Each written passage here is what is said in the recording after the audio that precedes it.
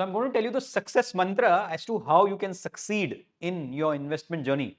Watch this video till the very end, maybe like a 5-10 minutes video. I'm going to tell you the secret of how you can actually win in the investment domain.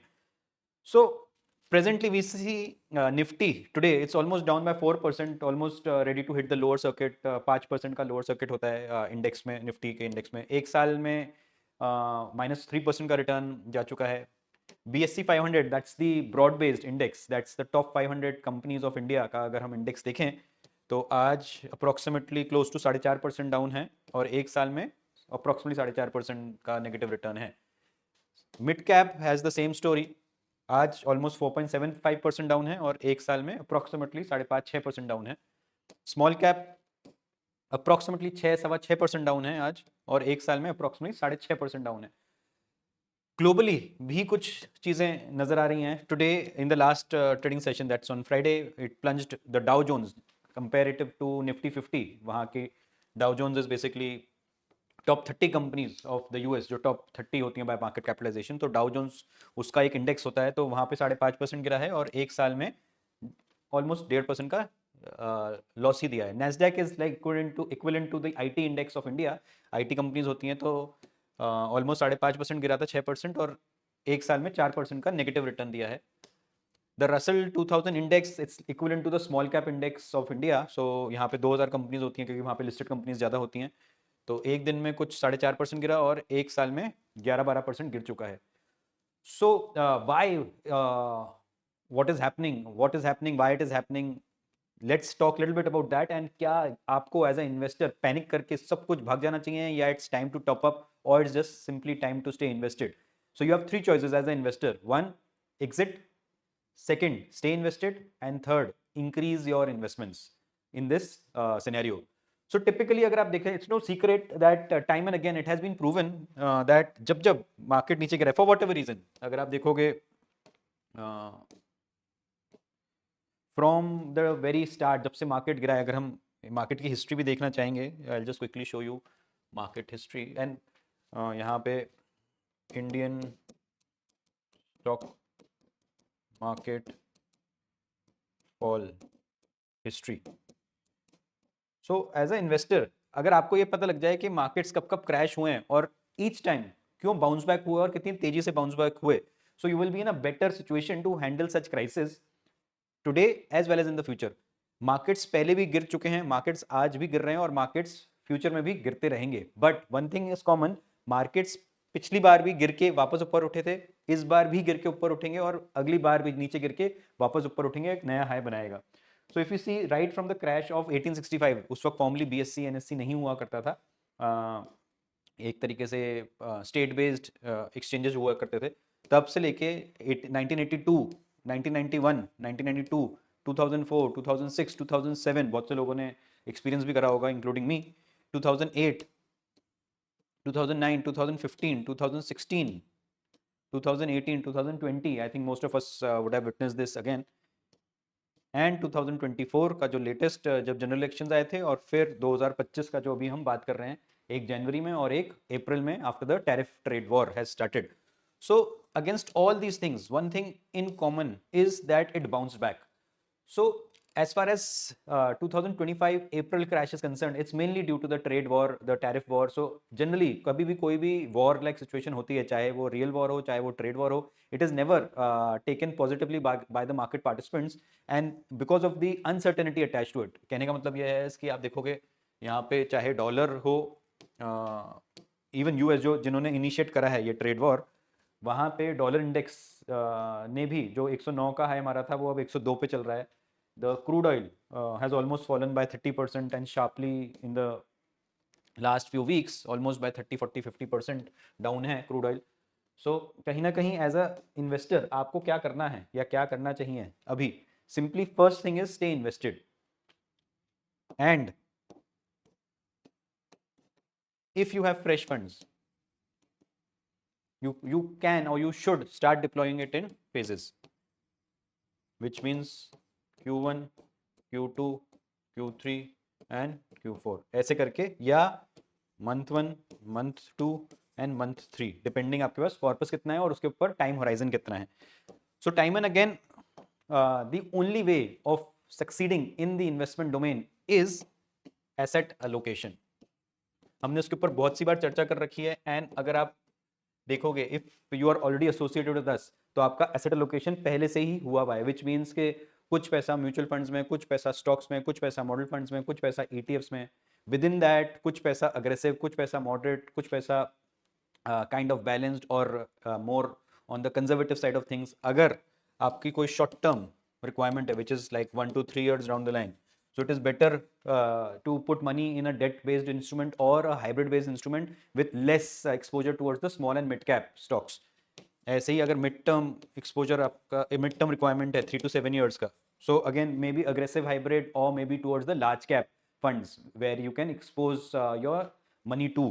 And यदि long term investment horizon है which is like 7-10 years and above, then one can choose to be 100% equity or more towards equity, say 70-80-90% towards equity, and having a comparatively like a 30-40-50% mid cap and small cap exposure as well, depending on the risk profile. So given के आपका ये asset allocation हुआ हुआ है और short term, mid term, long term requirements के हिसाब से आपका फंड सिलेक्शन और मॉडरेट, अग्रेसिव, कंजर्वेटिव कैटेगरीज में आपका पैसा डला हुआ है, then such kind of crashes कब आए कब गए आपको कोई फर्क नहीं पड़ना चाहिए. स्टॉक प्राइजेस जैसे कि यहाँ पे आप देखोगे चाहे 17%, 10%, 8%, इट्स इन कंप्लीट रेट, आपको फर्क नहीं पड़ना चाहिए. वाई? बिकॉज आपका एसेट एलोकेशन हुआ हुआ है, आपका short term, mid term, long term requirements पूरी हुई हुई हैं. So the markets can be in complete red may be for 1 day, 1 week, 1 month, 1 quarter or even 1 year, but given that if your short term requirements are fulfilled, if you have already made allocations towards it, then you need not worry. However, if that is not the case, then probably what you just need to do is आपको अपना एक बार portfolio review करना चाहिए. And अभी भी कोई देर नहीं हुई है. स्मॉल कैप में अगर ज़्यादा एक्सपोजर है तो आप उसको टूवर्ड्स लार्ज कैप शिफ्ट कर सकते हो. अगर इक्विटी एक्सपोजर ज़्यादा है आप उसको टूवर्ड्स बैलेंस शिफ्ट कर सकते हो. वाइसा वर्सा भी कर सकते हो. अगर आपका एक्सपोजर टूवर्ड्स डेट ज़्यादा है और आपका लॉन्ग टर्म होराइजन है तो आप डेट से पैसा निकाल के टूवर्ड्स बैलेंस और इक्विटी भी शिफ्ट कर सकते हो as a investor, having a time horizon of 5, 7, 10 years and above, depending on your risk profile, depending on your long-term goals and your short-term requirements being fulfilled. So time to do portfolio review. उसके basis पे आप rebalancing और restructuring of your portfolio कर सकते हैं. So net not much about the market scenario. I am assuming that the internet has already told you much about what's going on in the markets, why, what is happening. Our job or our duty was to let you know that जब market नीचे जाते हैं उसके बाद markets एक नया high बनाते हैं. फर्क सिर्फ टाइम का है. कभी कभी 3 महीने, कभी कभी 3 साल लग जाते हैं. यदि आपका 3, 5, 7, 10 साल का टाइम होराइजन है इन्वेस्टमेंट्स को लेके, अपने पैसों को लेके, then there is no point of worrying. It is actually a good time to accumulate quality funds, quality stocks, quality ETFs in your portfolio in phases as we mentioned, month 1, month 2, month 3, or quarter 1, quarter 2, quarter 3, quarter 4, depending on the surplus you have. No need to stop your SIPs. There is a common question being asked, okay, should we continue with SIPs or stop SIPs or simply just let it be? The simple answer is continue with SIPs. बहुत ही simple सा formula है SIP को लेके. यदि आप 100 रुपये देते हो और यूनिट वैल्यू 10 रुपये है तो आपको 10 यूनिट्स मिलते हैं. यदि ये गिर के 5 NAV हो रही है तो आपको 20 यूनिट्स मिल रहे हैं. So as a SIP investor, you will always benefit whenever the market goes down because you are increasing your units. And whenever the markets will go up eventually, say 1, 2, 3 years later, आपको power of compounding की वजह से आपके units ज़्यादा इकट्ठे हुए होंगे और एक तो एकदम से आपको विद इन 1 year 2 years आप देखोगे आपका एक्सपोनेंशियल पोर्टफोलियो बढ़ जाएगा, गिवन कि आपका लॉन्ग टर्म होराइजन है and you not stopping your SIP. So simply if you can still afford, if you can, मतलब जो आपका पूरा जो लिविंग साइकिल है अफोर्डेबल है, कहने का मतलब है जो आपकी इनकम है वो कम नहीं हुई है because of all this thing whatever is going on, आपके एक्सपेंसेस बड़े नहीं हैं फिर with whatever things are going on. Inflation 2, 4, 5, 10% ऊपर नीचे हो सकता है, बट अगर आपकी SIP अमाउंट जितनी आप दे रहे थे उतना ही आप दे सकते हो, ignoring the market noises whatever is going on, then it makes sense to continue with your SIPs. And जहाँ तक लमसम का पैसा है, it is time to start adding. This is opportunity जो आपको 2020 में मिली थी वो वापस 2025 में मिल रही है. Such opportunities do not occur every time. आपको ये 3 से 5 साल में, 2 से 3 साल में ऐसी अपॉर्चुनिटीज मिलती हैं as a market participant where you can actually accumulate good quality funds, good quality stocks, good quality ETFs, model funds and good equity at a cheaper rate for a time horizon of 3, 5, 7, 10 years.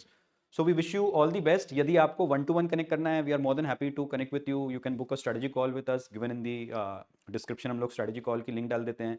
You have our numbers who are already connected with us. Most welcome to connect with us on a one-to-one basis. We'll be happy to see the overall construct of the portfolio. If there is any rebalancing required, we'll do that at a team level. If you're already associated with us, don't worry. We are actively working on your portfolio. We are already seeing if there are any changes required, and we will ourselves approach you upfront if there are any changes required. Otherwise, you can be rest assured that all is well. In case अगर आपकी तरफ से कोई changes required हैं, अगर आपकी तरफ से कोई एलोकेशन चेंजेस रिक्वायर्ड हैं, आपकी तरफ से कोई शॉर्ट टर्म मिड टर्म के चेंजेस रिक्वायर्ड हैं, विच मीन्स आपके घर में, आपके ऑफिस में, आपके लाइफ में कुछ कोई शॉर्ट टर्म रिक्वायरमेंट्स आ गई हैं, या you can foresee some short term fund requirements, then we would request you to update us so that we can also make changes in your portfolio accordingly. So thank you so much for the watch. अगर आपको लगता है कि this is useful, do spread this word across with as many people as possible with the basics of कि जब जब market नीचे गिरते हैं तब तब मार्केट्स, जब जब मार्केट्स नीचे गिरे हैं तब तब मार्केट्स ऊपर भी बढ़े हैं. सिर्फ और सिर्फ टाइम का खेल है, कभी 3 महीने तो कभी 3 साल. इस बार देखते हैं कि मार्केट्स कब बढ़ते हैं, बट बढ़ेंगे ज़रूर. ये हमारा और हिंदुस्तान का सारे हिंदुस्तानियों के लिए ये वादा है कि पिछले हिस्ट्री से लर्न करिए. हिस्ट्री कहती है कि जब जब मार्केट गिरा है तब तब मार्केट बढ़ा है, और फ्यूचर में भी ऐसा ही होगा, या प्रेजेंट टाइम में भी ऐसा ही होगा. जब मार्केट अभी नीचे गिर रहा है, fundamentally overall things looks fine. जहाँ तक टैरिफ वॉर का सवाल है, प्लीज़ अंडरस्टैंड, इंडिया अगर यहाँ से यूएस में कोई सामान भेज रही है तो शायद यूएस वालों को कॉस्टली पड़ रहा है, एक्सपोर्टर्स को दिक्कत आएगी, they will become more competitive, consumption stories, domestic stories will play out much more stronger. So these are basic things. उसकी वजह से Indian consumption story, India growth story remains intact. These are small, you can say, jerks which all countries have got, including US. But at a country level आप देखोगे US के लिए भी long term के लिए अच्छा है, इंडिया के लिए भी लॉन्ग टर्म के लिए अच्छा है.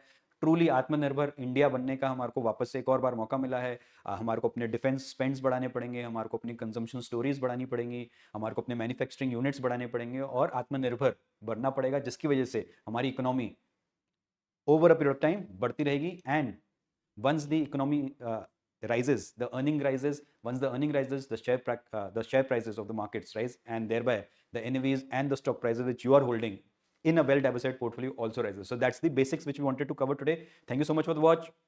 Till then, Jai Hind. Thank you.